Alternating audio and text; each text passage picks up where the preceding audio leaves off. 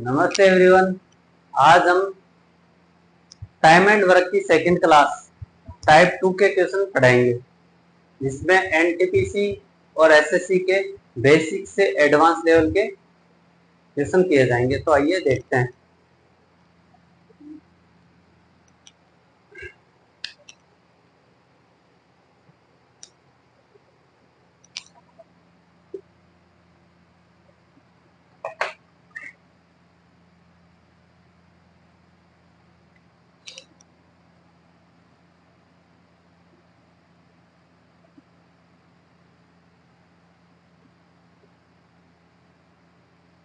Type second का पहला question है, ए किसी काम को 5 दिन में करता है, बी उसी काम को 8 दिन में पूरा कर सकता है। ए किसी काम को 5 दिन में कर सकता है, बी उसी काम को 8 दिन में पूरा कर सकता है। दोनों साथ मिलकर काम करते हैं और 6,760 रुपए की कमाई करते हैं। तो एक का हिस्सा कितना होगा? चलो, जैसे टाइप 1 में जैसे कर रहे थे, शुरुआत में इसका भी वैसे ही करेंगे। ये जो अमाउंट दे रखा है, ये दिन है इनके, डे, और ये जो यूनिट होगी, जितने काम ये करते हैं उसके आधार पर इसका डिवाइडेशन होगा। तो 5 और 8 का एलसीएम ले लेंगे, कितने आ जाएगा? 40। तो इनका एक का एक दिन का यूनिट कितना होगा? 8 और बी का 5। अब इसी रेशो में इसका जो अमाउंट है उसको डिवाइड करेंगे। कितना हो गया टोटल? 13। पूछा क्या था इसने? किसका हिस्सा पूछा था? ए का पूछा था, बी का?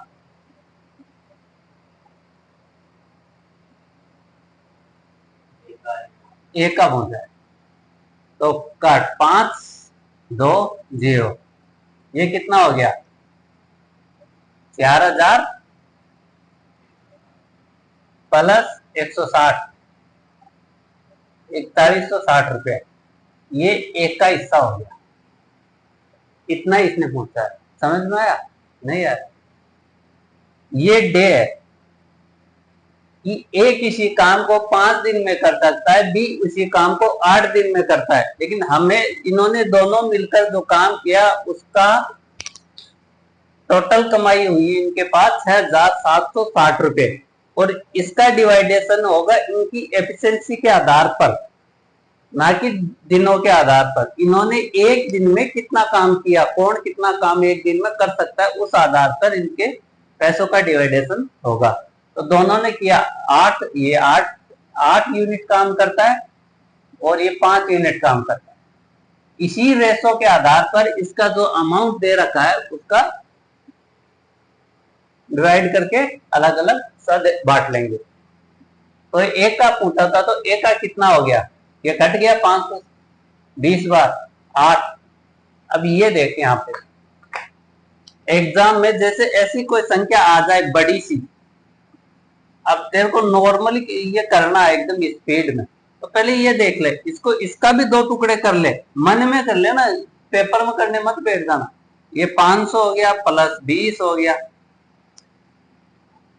गुणा कर दिया 8 से, कितना हो गया? पहले 5 इससे कर दिया, कितना हो गया? 4,000, और फिर 20 से कितना हो गया? 160। इससे क्या होती है? स्पीड बढ़ जाती है क्वेश्चन करने की, और अपने को तो स्पीड ही चाहिए। और चाहिए क्या? क्वेश्चन तो सभी करते हैं, लेकिन टाइम पर जो करता है उसका सिलेक्शन होता है।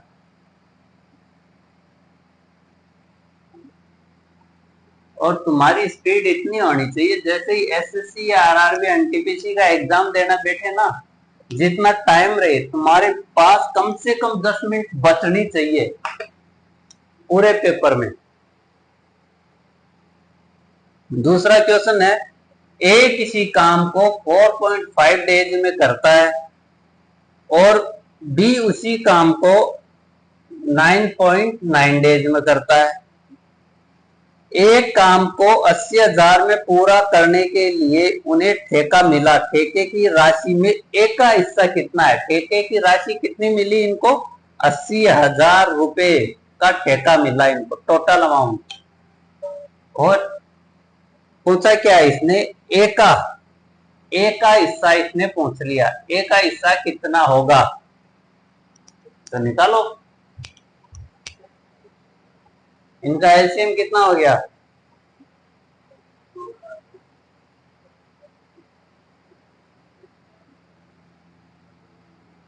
ये यूनिट आएगी, यहाँ पे यूनिट कितनी होगी?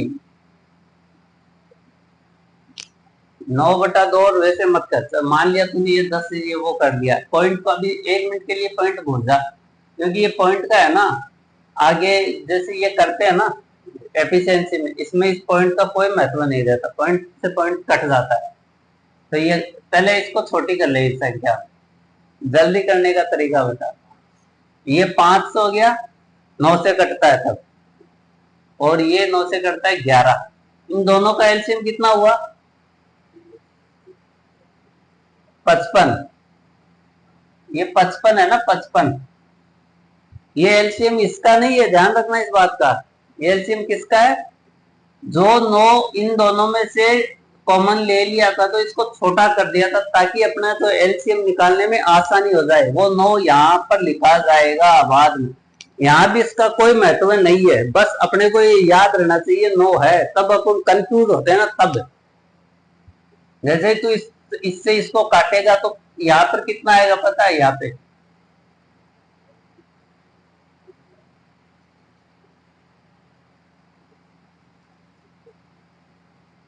इधर आ जाएगा 55 यूनिट, इधर आ जाएगी कितनी? 45 यूनिट।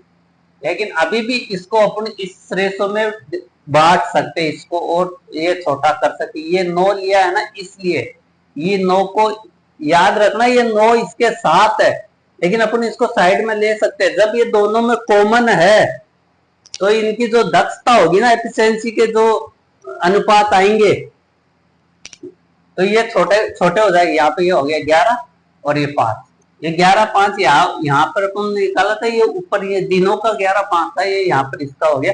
ये 9 का अगर किसी को बताना हो डिटेल में, तब ये 9 काम में लेते हैं कि हाँ इसका प्रॉपर एलसीएम कितना होता है। लेकिन अपने को तो स्पीड से मतलब है।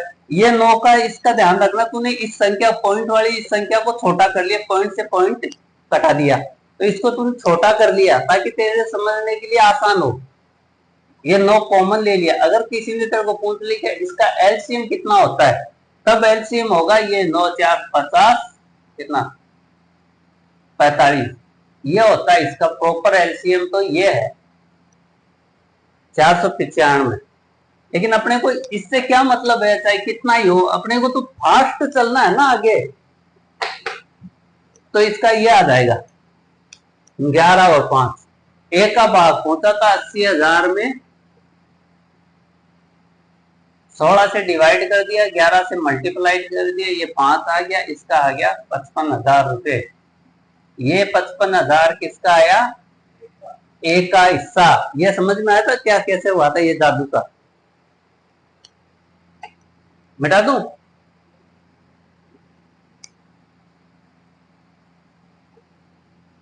जैसे जैसे प्रैक्टिस बढ़ती जाएगी वैसे वैसे दिमाग खुलता जाएगा, और ऐसी ये सोच मतलब सोचने की क्षमताएं बढ़ती जाएगी। ऐसे नहीं है, अगर मैं तेरे को अभी ट्रिक बता दूं तो एग्जाम में कौन सा ट्रिक करने बैठेगा?